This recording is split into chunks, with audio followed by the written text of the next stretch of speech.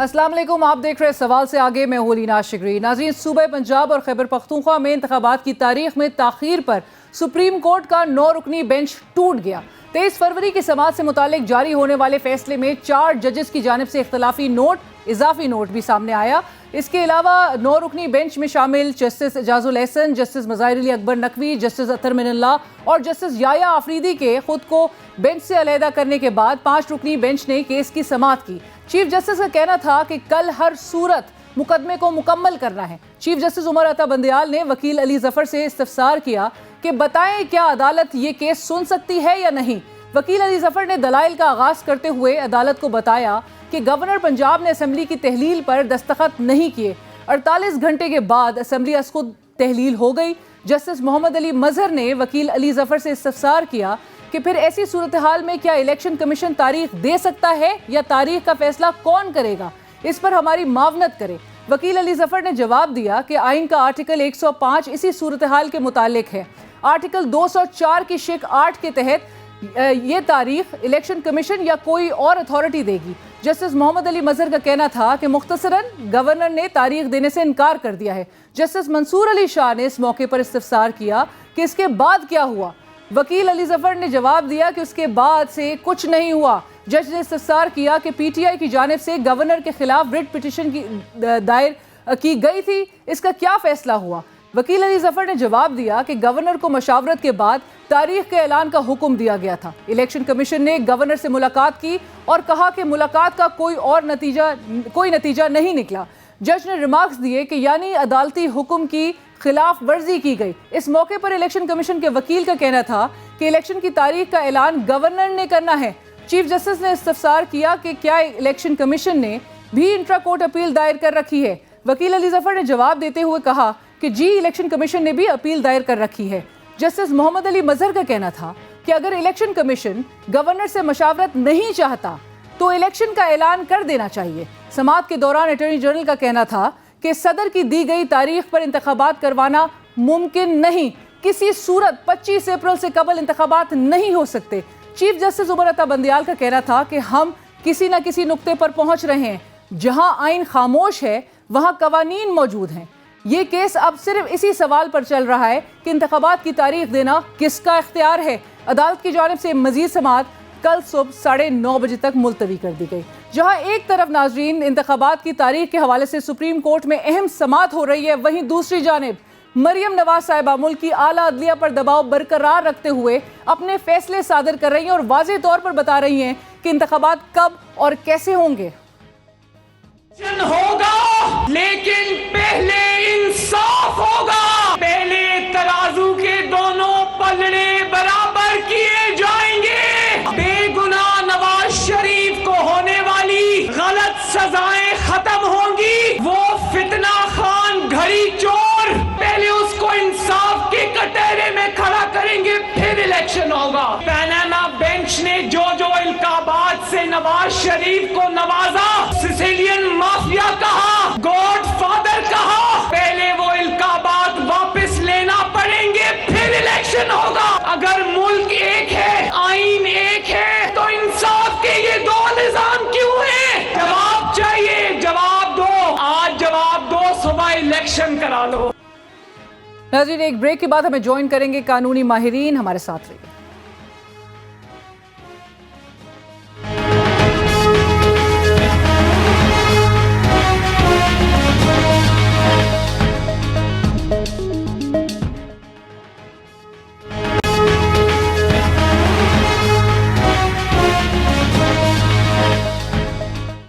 नाज़रीन, welcome back after break. हमें break के बाद ज्वाइन कर रहे हैं, I am very honoured, Qamar Zaman Kaira साहब, advisor to prime minister on Kashmir affairs and Gilgit Baltistan, senior रहनुमा पाकिस्तान पीपल्स पार्टी के। कायरा साहब, अस्सलाम वालेकुम, बहुत शुक्रिया हमें ज्वाइन करने के लिए।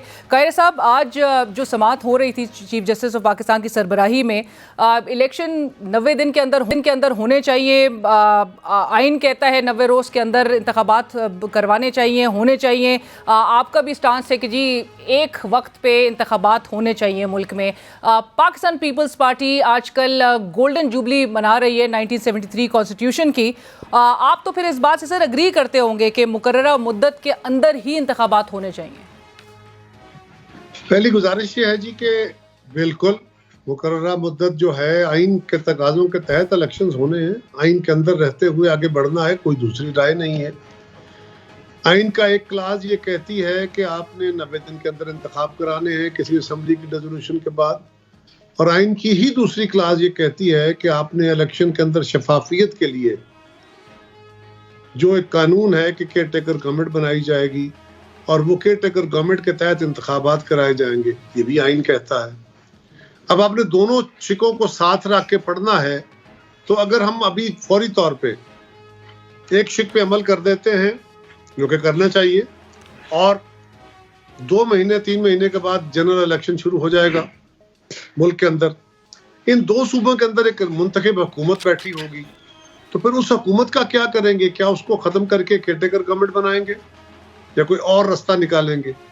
तो ये भी एक सवाल है जो इलेक्शन कमीशन ने आइन का तकाजा पूरा करने के लिए आज उसको एड्रेस करना है। इसके लिए फोरम या तो पार्लियामेंट है कि वो आइन के अंदर तरमीम कर ले, क्योंकि आइन के फ्रेमर्स ने या तरमीम करते हुए ये बात उस वक्त ज़हन में ना आई होगी कि ऐसी भी सूरत हाल बन सकती है कि खान साहब जैसा कोई सियासतदान पाकिस्तान में एक ऐसा डेडलॉक क्रिएट कर सकता है, उससे निकलने का क्या रास्ता है। तो मेरा ख्याल है कि उसको भी सामने रखते हुए अब सुप्रीम कोर्ट में मामला चला गया है, सुप्रीम कोर्ट ही को रास्ता दे सकती है ना, यानी आइन की एक क्लास और आइन की दूसरी क्लास दोनों ही उतनी अहम है, तो दोनों को साथ रख के आपने चलना है। रही बात अब सुप्रीम कोर्ट की, तो जो सूरत हाल वहां इवॉल्व हुई है वो भी हमारे लिए तो बड़ी पेनफुल है, बड़ी अफसोसनाक है कि अब तो हमारे एतराज़ात एक तरफ रह गए, जमातों के एतराज़ात एक तरफ रह गए, मीडिया, सियासी जमातें, सिविल सोसाइटी, हर तरफ से सवाल उठ रहे थे, लेकिन अब तो कंपोजिशन ऑफ बेंच या इसकी लीगैलिटी या फुल कोर्ट के तसव्वुर के ऊपर अब तो जज साहिबान ने अपने आप को तकरीबन आधा जो है बेंच, उन्होंने अपने आप को इस अमल से अलग कर लिया है। सर, तो वो एतराज, कता कलामी की माफी, लेकिन वो एतराज फिर सियासी जमातों का दूर हो गया है, क्योंकि बड़ा गुज़िश्ता चंद रोज से जब से ये बेंच तश्कील दिया गया था तब से बड़े एतराज उठाए जा रहे हैं, बिलखुसूस नून लीग की सीनियर वाइस प्रेसिडेंट जलसे में जो कुछ तस्वीर चलाती नजर आई हैं, आपके ख्याल में अब तो एतराज दूर हो जाना चाहिए पीडीएम हुकूमत का? देखिए, हमारा पहली बात तो ये पीडीएम की हुकूमत नहीं है, इत्तेहादी हुकूमत है, हम पीडीएम का हिस्सा नहीं है। सो दूसरी गुजारिश ये है कि हमारा एतराज ये था कि 2 जज साहिबान जिन पे एतराज उठा है वो अलग हो जाएं और फुल कोर्ट तश्कील दे दिया जाए। वो 2 जज साहिबान के साथ 2 जज साहिबान और भी उस बेंच से अलग हुए हैं, जिन्होंने बेंच की कॉन्स्टिट्यूशन पे या सारे प्रोसेस के ऊपर अपना एक खास नुक्ता नजर दिया है और उन्होंने रिकमेंड किया है कि इसका हल किस तरह निकाला जाए। अब तो ये सवाल सिर्फ बेंच के अंदर से उठ गया, जो बेंच और बार आपस में 2 यकजान 2 कालब दोनों एक दूसरे का हिस्सा हैं। अब तो बार का सवाल भी नहीं रहा, पहले तो बार ने वो सवाल उठाया था ना जज साहिबान पे और कॉन्स्टिट्यूशन ऑफ फुल कोर्ट पे, अब तो जज साहिबान ने उठा दिया है। तो मेरा ख्याल है ये जो सूरत हाल है ये बड़ी तकलीफ देह है कि हमारे इदारों के अंदर सियासत में तकसीम तो पहले ही बड़ी खौफनाक हुई पड़ी थी, अब हमारे इदारों के अंदर अगर इस लेवल पे तकसीम सामने आ जाएगी तो ये बड़ी तकलीफ का बायस होगी। राइट। कायरा साहब, आज मरियम बीबी भी वो कह रही थी अपने जलसे में और वर्कर्स कन्वेंशन से जब वो खिताब करी थी, उन्होंने कहा कि जी इलेक्शंस होंगे, ज़रूर होंगे, लेकिन जब तराजू के दोनों पलड़े बराबर होंगे।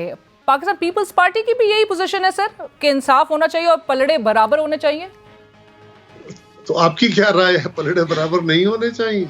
नहीं, ये तो कैसा सवाल है जिससे आप भी मुफर नहीं कर सकती, मैं भी मुफर नहीं कर सकता। सर मतलब कहने का मकसद है गुज़िश्ता साल जब वोट ऑफ नो कॉन्फिडेंस के ज़रिए एक मुंतखब वज़ीर आज़म को घर भेजा जाता है, उसके बाद असम्बलियाँ तहलील होती हैं, कॉन्स्टिट्यूशन से इनराफ होता है, उसके बाद सुप्रीम कोर्ट ऑफ पाकिस्तान की जानिब से असम्बलियाँ बहाल की जाती हैं, तो वो बड़ा सेलिब्रेट किया जाता है वो मोमेंट। तो ऐसा क्यों एक तासुर फिर होता है कि जब सियासी जमातें हुकूमत में होती हैं तो आइन की एक डिफरेंट कॉपी उनके हाथ में होती है, जब अपोजिशन में होती है तो एक डिफरेंट कॉपी होती है? नहीं जी, हमारे साथ तो अपोजिशन में भी वही सलूक होते रहे जो हुकूमत में होते रहे, ऐसा नहीं है। अगर कभी अच्छा फैसला होगा तो उसको सारी दुनिया अप्रिशिएट करेगी और अगर कोई गलत फैसला होगा तो सारी दुनिया उसको बुरा कहेगी। भुट्टो साहब के कत्ल का फैसला सारी आलम उसको बुरा फैसला कह रहा है। जो 200 केस था उसको सारी दुनिया बुरा कह रही है। साबका चीफ जस्टिस साहब का फैसला, इफ्तिखार चौधरी साहब के फैसले सारी दुनिया को बुरा कह रही है, और जो अच्छे फैसले हैं उनको अच्छा भी कहा जा रहा है। यही अदलिया है जिसके बहुत सारे चीफ जस्टिस और जज साहबान का आज भी इज्जत और एहतराम से नाम लिया जाता है, हाजिर भी और रिटायर्ड भी। और यही अदलिया है जिसके हाजिर भी और रिटायर्ड जजेस के ऊपर बहुत सारे सवाल उठाए जाते हैं।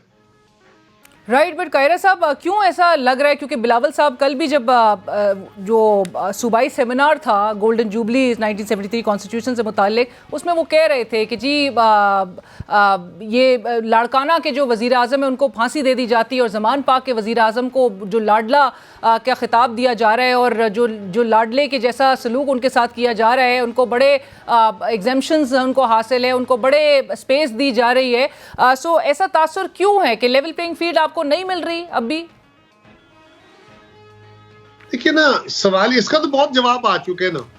अब तो कोई बंदा शायद ही रह गया हो जिसने लाहौर हाई कोर्ट के उस फैसले को, जिसमें खान साहब को 5 दिन तक, एक बंदा जिसने बेल करानी है, इस्लामाबाद की एक अदालत ने उनकी दी हुई बेल कैंसिल कर दी, और अब वो प्रोटेक्टिव बेल कराना चाहते हैं, करारदारी बेल जिसे कहते हैं कि मुझे गिरफ्तार न किया जाए, वो अदालत में जाते हैं और 5 दिन तक हाई कोर्ट बैठी उनका इंतजार कर रही है और उनको डेट पे डेट दे रही है। तो इसको क्या कहा जाए? मतलब इसका कोई इंटरप्रिटेशन मुझे बता दे, या ये हो कि अदालत यही फैसला कर दे कि आइंदा हम इस अमल को हर एप्लीकेंट के लिए, हर जो बंदा आएगा उसके लिए इस्तेमाल करेंगे, फिर भी हम खामोश हो जाएंगे कि चलो आइंदा सबको इस तरह रिलीफ मिलेगा। अगर ऐसा नहीं है, अगर ये हो कि भुट्टो साहब को एक केस में मिसाल के तौर पे फांसी दे दी जाती है और वही केस कहा जाता है अदालतों की तरफ से कि ये केस मिसाल के तौर पे भी सामने नहीं लाना, और उस केस को खत्म भी नहीं किया, फिर क्या कहा जाए?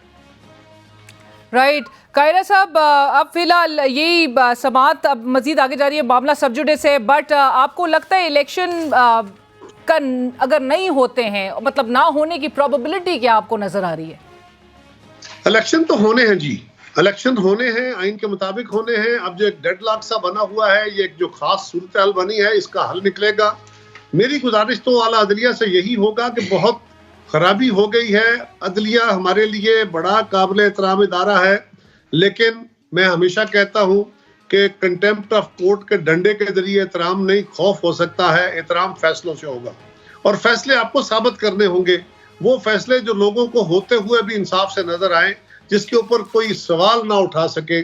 आज अदालत जो सवाल लेके बैठी है, उस सवाल के ऊपर बिल्कुल अदालत अपना फैसला दे, लेकिन बेहतर यही होगा कि अब हम सारे अपने अपने रवैयों पे गौर करें, सियासतदान भी, बाकी इदारे भी, और वो अपने अंदर कमियों कहतरियों को दूर करें।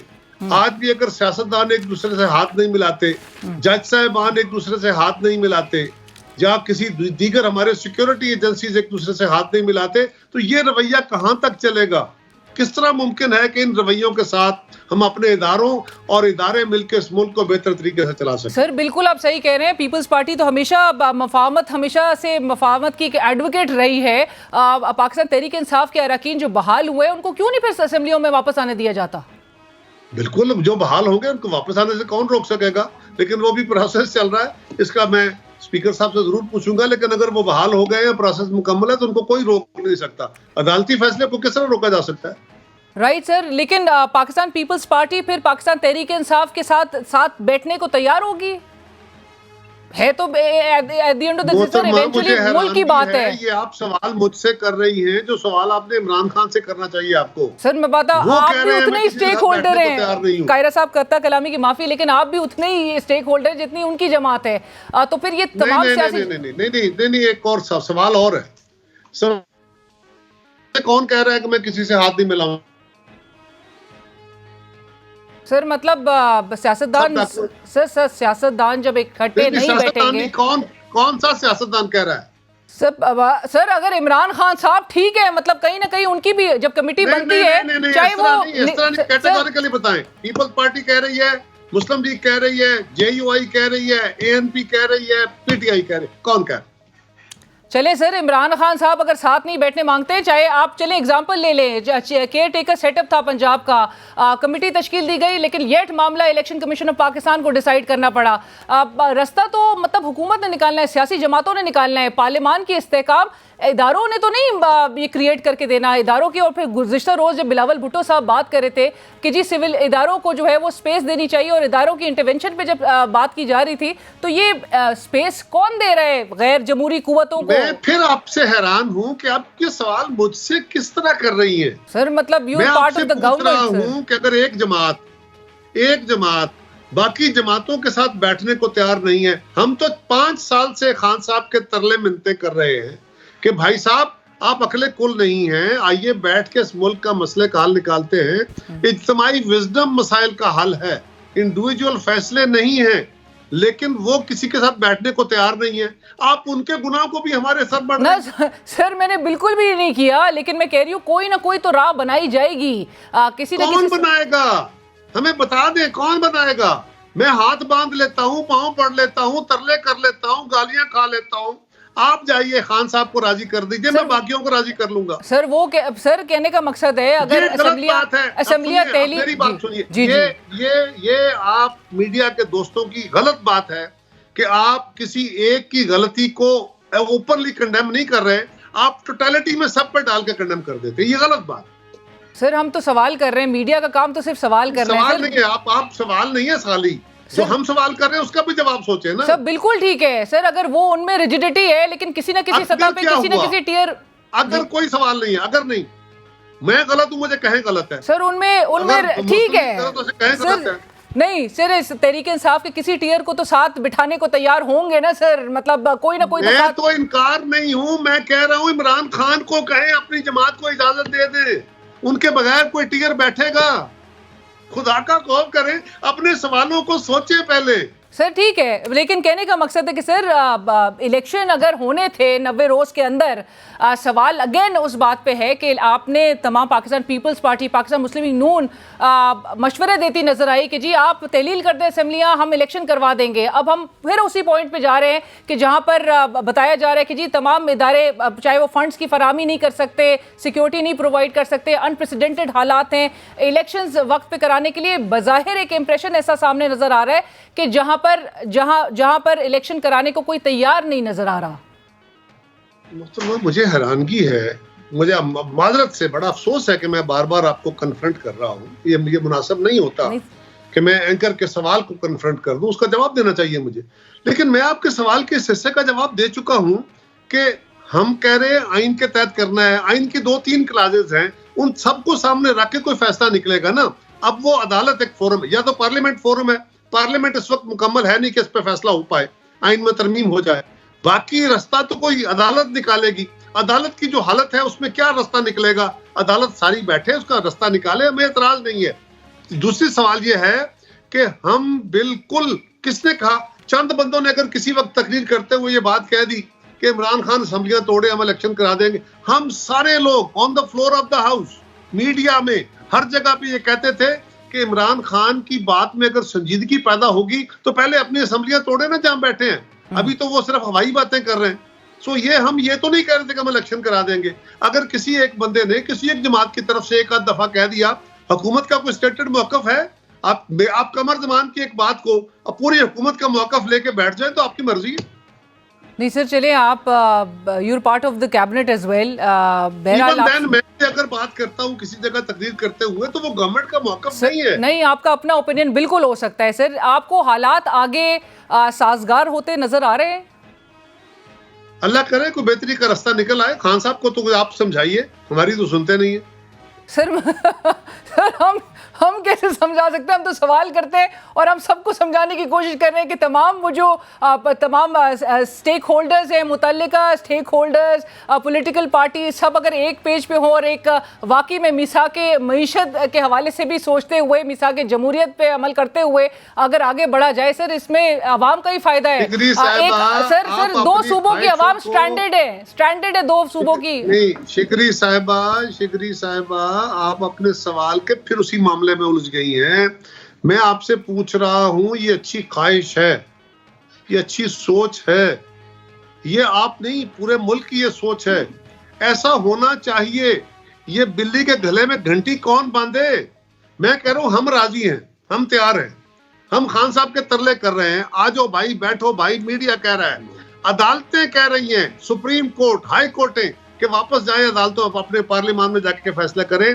अगर वो राजी नहीं होते तो क्या करें? सर, पार्लियामान में फैसले नहीं होना और किसी भी अनफॉर्चुनेट अनडेमोक्रेटिक आउटकम के नतीजे में जिम्मेदार इमरान खान होंगे और मैं हूँगा। सिर्फ और सिर्फ इमरान खान होंगे सर, सिर्फ और सिर्फ इमरान खान होंगे सर। जो डेडलॉक का बायस है वही होगा ना, मैं कैसे हूँगा? मैं तो कह रहा हूँ कि मैं बैठने को तैयार हूँ, आपको ऑफर कर रहा हूँ, आपके प्रोग्राम के जरिए सब पाकिस्तान को ऑफर कर रहा हूँ कि जाओ इमरान खान को राजी करो, हम बैठने को तैयार हैं। और क्या करें सर? आपको नोट लिख के दूं? सर, ये पीपल्स पार्टी, अगर आप अपनी राय दे रहे हैं और आप अपनी पार्टी के हवाले से रिप्रेजेंटेशन जरूर दे सकते हैं, लेकिन पीडीएम की भी क्या यही सोच होगी हुकूमत की? मैं आपसे गुजारिश कर रहा हूं, ये बातें मैं 10 दफा कह चुका हूं और अब मैं आगे इसके बाद आपके सवाल का जवाब देने से कासर हूंगा, मैं खामोश हो जाऊंगा, क्योंकि अब मैं कितनी दफा आपके इस प्रोग्राम में मैं कोई 10 दफा इस बात को रिपीट कर चुका हूं, मैं कोई सैकड़ों दफा ये बात कह चुका हूं, प्रोग्रामों में कह चुका हूं। राना सनाउल्लाह जिसके ऊपर सबसे ज्यादा एतराज है, राना साहब इसके ऊपर बहुत प्रोग्रामों में रिकॉर्ड पे है कि भाई खान साहब आप गालियां देते रहो, जो कहना करते रहो, आओ बैठ के मसले का हल निकालते हैं। तुम फौज को मुदाखलत की दावत देते हो, उन्हें कहते हो असेंबलियां तोड़ो, इस तरह मसले का हल नहीं निकलना। हमसे बैठो, इलेक्शन 2 महीने पहले क्या 2 महीने बाद क्या, हम इलेक्शन कराने को तैयार होंगे, लेकिन उसका हल क्या निकला? क्या निकला? अभी भी आपको ये हिम्मत नहीं पड़ रही? बिल्कुल नहीं कहें कि इमरान खान इकट्ठा बैठने नहीं सर, इमरान खान मतलब वो चीज चले ठीक है सबके सामने, इमरान खान साहब अगर इतना सोचते हुए और समझते हुए मुल्की हालात को अगर साथ बैठने के लिए तैयार हो जाए तब तो क्या ही बात, लेकिन तमाम स्टेक होल्डर्स को फिर एक पेज पे होना बहुत जरूरी है और हम तो कह रहे हैं एक पेज पे साथ बैठे और इमरान खान इरादों पे, मेरे नियत पे आपने पहले शक कर लिया। नहीं, बिल्कुल भी नहीं शक किया सर, किसी नहीं, बिल्कुल सुने पहले सुने मेरे इरादे पे, मेरी हुकूमत के इन जमातों के जो कह रही हैं कि हम बैठने को तैयार हैं, हम बात करने को, हमारे इरादों पे तो आपको शक है, और जो कह रहा है नहीं बैठने को उसके ऊपर आपको आप कह रही हैं। सर मैंने तो बिल्कुल भी नहीं कहा सर, मैं बिल्कुल भी शक कोई भी नहीं कर रहा है हुकूमत पे और ना आपके इरादों पे। आपने अपनी जो है वो राय का इजहार किया और बिल्कुल ये बड़ा सर, ये रिपीट करता हूं सर, ये बहुत पॉजिटिव है। रिपीट करूं आपका सवाल? नहीं सर, आपने कहा कि अगर खान साहब इस बात पर राजी हो जाए तो क्या आप लोग राजी होंगे? मैं कह रहा हूं, मैं गला फाड़ फाड़ के कह रहा हूं होंगे। साथ लेकर चलने को तैयार हैं। राइट, बहुत शुक्रिया कायरा साहब, thank you so much for joining us. इसी के साथ ही बढ़ेंगे एक ब्रेक की तरफ। ब्रेक के बाद दोबारा हाजिर होते हैं, हमारे साथ रहिए।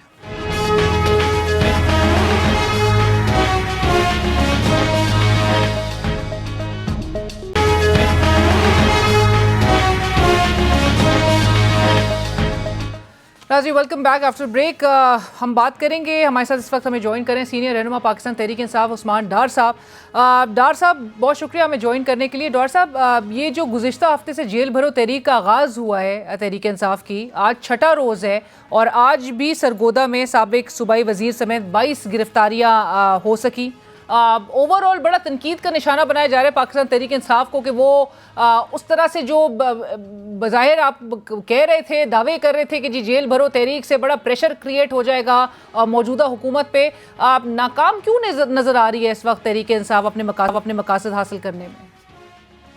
देखिए, इसके 2-3 मकासद थे। पहले तो सबसे बड़ी बात है कि हमारे वर्कर, अगर आप पिछले रोज में देखें तो हजारों की तादाद में हमारे वर्कर्स उस लोकेशन पे पहुंचते हैं, उस चौक पे पहुंचते हैं जो लोकेशन दी जाती है।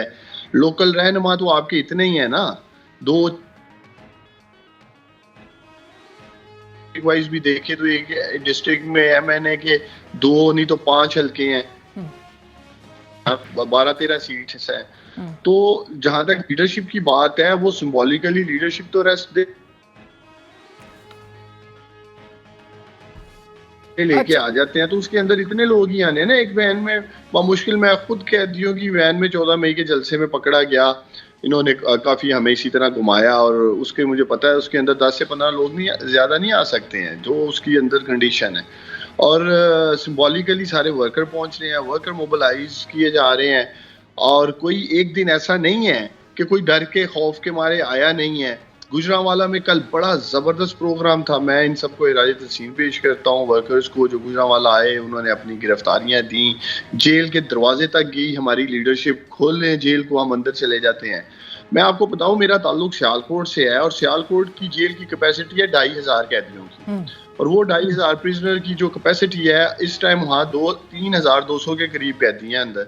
ऑलरेडी 700 कैदी ज्यादा हैं। अच्छा। जेलर साहब ने मुझे इनडायरेक्टली मैसेज भिजवा दिया है जी कि डॉक्टर साहब आप यहाँ जेल भरो तेरी करेंगे सियालकोट में, तो यहाँ तो ऑलरेडी काम हाउसफुल है, तो जेल तो फुल है। ये काम तो आप कह रहे हैं हाउसफुल है, लेकिन जो पंजाब के सूबाई वजीर हैं आमिर मीर साहब, उनका कहना यह है कि आपकी जो टॉप लीडरशिप जो गई है जेलों में, जिन्होंने गिरफ्तारियां पेश की गुज़िश्ता हफ्ते, उनको अलग अलग जेलों में डाला गया चूंकि डिफरेंसेस बड़े क्रिएट हो रहे थे, आपस में ये लड़ पड़े थे, ऐसी बात है? बुनियादी तौर पे ये हमारी लीडरशिप से खौफजदा थे कि किसी एक जगह इतने लीडर जेल के अंदर डाले तो सारे वर्कर्स ही एक जगह ना पहुंच जाएं। और दूसरा इनकी स्ट्रेटजी ये थी कि हम लीडरशिप को इतना, वो क्या कहते हैं ना, रुलते गए या चस बड़ी आई है। इन्होंने कोशिश की है कि इतनी खजलख्वारी करवाओ, इतनी जलालत करो, ख्वारी करो कि अगले दिनों में आने वाले लोग डर जाएं, घबरा जाएं। और अच्छा, मैं ये जो एक महीने तक के लिए जो डिटेंशन 1 महीने की नजर आ रही है, ये आप एक्सपेक्ट कर रहे थे? देखिए, इनसे तो आप कुछ भी एक्सपेक्ट कर सकती हैं। इन इम्पोर्टेड चोरों, डाकुओं, लुटेरों से तो आप कुछ भी एक्सपेक्ट कर सकते हैं। ये लोग तो आइन शिकनी की तरफ जा रहे हैं। आप 1 माह के डिटेंशन ऑर्डर की बात कर रही हैं, ये तो अदालतों के अहकामात को हवा में उड़ा रहे हैं। हाँ। लाहौर हाई कोर्ट कह चुकी है कि इलेक्शन करवाएं 90 रोज में। आज सुप्रीम कोर्ट ऑफ पाकिस्तान ने जब इसकी हेयरिंग की लेने की कोशिश की है तो जज इन्होंने बेंच को मुतनाज़ा बना दिया है, कंट्रोवर्शियल बना दिया है। वो 9 रुकनी चले, वो बेंच तो रिकॉन्स्टिट्यूट हो गया है, बेंच रिकॉन्स्टिट्यूट हो गया। लेकिन डॉक्टर साहब, आप इंतखाबात पे आ गया, ठीक है, आपके मकासद जो तहरीक इंसाफ कहते हैं कि जी असम्बली तहलील की, आप चाहते थे इंतखाबात भी वो 90 रोज़ के अंदर, आइन भी वही कहता है। लेकिन लेट्स से कि अगर सिचुएशन इंतखाबात की तरफ नहीं जाती, अनफॉर्चुनेटली, अगर गॉड फॉरबिड, हम ये बात कहना भी मैं जरूर नहीं समझ रही, लेकिन अगर नहीं होता तो फिर पाकिस्तान तहरीक इंसाफ के पास चॉइसेस क्या है? ये चॉइसेस यही हैं। फिर हम अपनी स्ट्रगल जारी रखेंगे, तहरीक को जारी रखेंगे। लेकिन देखिए अलीना, पाकिस्तान का पूरा नाम है इस्लामी जमहूरिया पाकिस्तान ना। हमें देखने की ज़रूरत है कि 75 सालों में हमने कितनी इस्लाम की खिदमत की है इस मुल्क में और कितनी जमहूरियत की खिदमत की है। जमहूरियत की ही चलें बात कर लें। आप लोगों के टॉक शोज़ में आए रोज़ सारी सियासी जमातों के जो स्पोक्स पर्सन आते हैं, जमहूरियत और डेमोक्रेसी की बात करते हैं। तो आज जो आप सवाल उठा रही हैं, बिल्कुल ठीक सवाल उठा रही हैं कि 90 रोज़ में अगर इलेक्शन नहीं होता, इलेक्शन की तरफ हम नहीं जाते, तो फिर क्या होगा? तहरीक इंसाफ शॉक एब्जॉर्ब कर लेगी। गला दबा रहे हैं पंजाब तहरीक के इंसाफ 12 करोड़ लोगों का। शॉक एब्जॉर्ब कर लेगी डिले अगर होते हैं। देखिए, पाकिस्तान तरीके इंसाफ, मैं समझता हूँ, अगर आप मुझसे पूछें बतौर सियासी वर्कर, बतौर सियासी कारकुन, अगर आप मुझसे पूछें तो पाकिस्तान तरीके इंसाफ ने 26 सालों में वो नहीं ट्रेनिंग हमारी कह लें हो सकी जो हमारी ट्रेनिंग अभी 10 माह में हुई है। पिछले 10-11 माह में जिस जुल्म जबर का हमने सामना किया है, जिस तरह की हमें मुश्किलात का सामना रहा है। डार साहब, मैं सवाल ब्रेक से पहले, कायरा साहब हमारे साथ प्रोग्राम में थे, कायरा साहब ने कहा कि जी इमरान खान साहब साथ नहीं बैठने मांग रहे हैं, हुकूमत तैयार है साथ बैठने के लिए, अब मुल्क को आगे लेकर चलना है, अवाम की बात है, अवाम के हक की बात है, तो इमरान खान साहब क्यों नहीं साथ बैठते? या आपने, अब सुप्रीम कोर्ट ऑफ पाकिस्तान वाहिद ऐसा इंस्टीट्यूशन है जहां हम सब इकट्ठे बैठ सकते हैं। जब एक घर में लड़ाई हो जाए तो कोई ना कोई तो बड़ा सबको लेके बैठता है। तो मैं समझता हूँ चीफ जस्टिस ऑफ पाकिस्तान ने बड़ा जबरदस्त फैसला किया। उन्होंने सुओ मोटो नोटिस लिया, उन्होंने बेंच कॉन्स्टिट्यूट किया। चलें, वो अलग बात है, उसे कंट्रोवर्शियल किया गया। 5 रुकनी बेंच मौजूद है, पाकिस्तान तरीके इंसाफ वहां जा रही है, ये 14 जमातें भी वहां आ रही हैं। तो कायरा साहब को मैं आपके प्रोग्राम से यही जवाब देना चाहूंगा कि अब आइडियली डार साहब कतई कलामी की माफी, लेकिन आइडियली पार्लियामान की जो उमूर है वो पार्लियामान में ही डिसाइड होने चाहिए। उस पार्लियामान से आप लोग बाहर निकल गए, आप लोग ने इस्तीफे देकर, वो पुरानी बात कर रही हो आप अलीना। तो पुरानी बात नहीं है, लेकिन उसी पार्लियामान के इस्तेकाम की बात आती है सर। वो हमारे इस्तीफे जो हाई कोर्ट ने फैसला दे दिया, लाहौर हाई कोर्ट ने, अदालतों ने कैंसिल कर दिया, स्पीकर का फैसला उड़ा दिया। तो अब ये क्यों भाग रहे हैं? अब ये पार्लियामेंट से भी भाग रहे हैं, इलेक्शन से भी भाग रहे हैं, और मुझे लग रहा है ये सुप्रीम कोर्ट ऑफ पाकिस्तान से भी भाग जाएंगे। अच्छा ठीक है, जावेद अली साहब के मामले के लिहाज से, डार साहब वक्त कम है, जावेद अली साहब के मामले के लिहाज से आप चीफ जस्टिस ऑफ पाकिस्तान से अपील कर रहे हैं कि जी उस पर सुओ मोटो लेना चाहिए। बड़ी ऑडियो सरफेस की है उसके बाद भी, प्रेस कॉन्फ्रेंस के बाद भी। देखें, मैं इसलिए कह रहा हूँ लेना चाहिए। पहले तो मेरे हाथ साफ हैं, मेरा दामन साफ है, और मैं तो अलानिया कह रहा हूँ कि अगर मैंने करप्शन की है तो कम से कम भी सजा मुझे फांसी की सूरत में होनी चाहिए। मुझे जीने का हक ही कोई नहीं है। लेकिन खुदारा जुवेद अली जैसे लोगों को उठाकर 164 का बयान लेकर, नंगा करके, तशद्दुद करके, उल्टा सीधा लटका के, बीवी को बेलबास करना, बच्चों को इलेक्ट्रिक शॉक देना, ये सारा कुछ तो उसने कुरान पाक पे हलफ दे के कहा है ना। देखिए, ये कह रहे थे वो मेरा पर्सनल सेक्रेटरी है, उसने कुरान पाक पे हलफ दे के कहा है वो मेरा पर्सनल सेक्रेटरी नहीं है। उसने कहीं से 50 लाख रुपए नहीं पकड़े जो मेरे बड़े भाई को कहते हैं जी दिए हैं। तीसरा, उसने बताया कि बाथरूम में मुझसे बयान लिया गया 164 का, किस तरह लिया गया, ये कुरान पाक पे हलफ दे के कह रहे हैं। मैं चैलेंज करता हूँ आपको, डीपीओ सियालकोट कुरान पाक पे हलफ दे के ये कह सकता है कि ये बयान हमने ठीक लिया है। आप डीपीओ सियालकोट को लें, उसे कहें कि जिस तरह जुवेद अली ने पूरी कौम के सामने बैठ के कुरान पाक पे हलफ दिया है, मुझे कोई सरकारी अफसर, मैं चैलेंज करता हूं, डार साहब ये तो चले अदालत केस कुरान पाक पे हलफ दे दे कि हमने जुवेद अली के साथ ये सब कुछ नहीं किया जो जुवेद अली कह रहे हैं, बात खत्म हो जाएगी, ये भी आ जाए।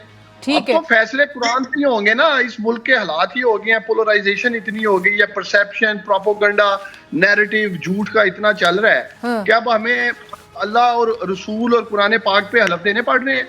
तो ये भी आ जाए, दूध का दूध पानी का पानी हो जाएगा। राइट। और डार साहब, कल इमरान खान साहब के तोशाखाना का ट्रायल है, और उस हवाले से जो कहा जा रहा है कि उसमें फर्द जुर्म आयद की जाएगी। इमरान खान साहब आ रहे इस्लामाबाद? आएंगे हाँ साहब आएंगे, क्यों नहीं आएंगे, इंशाल्लाह ताला आएंगे। मैं भी इंतजार कर रहा हूँ एंटी करप्शन के सवालात का।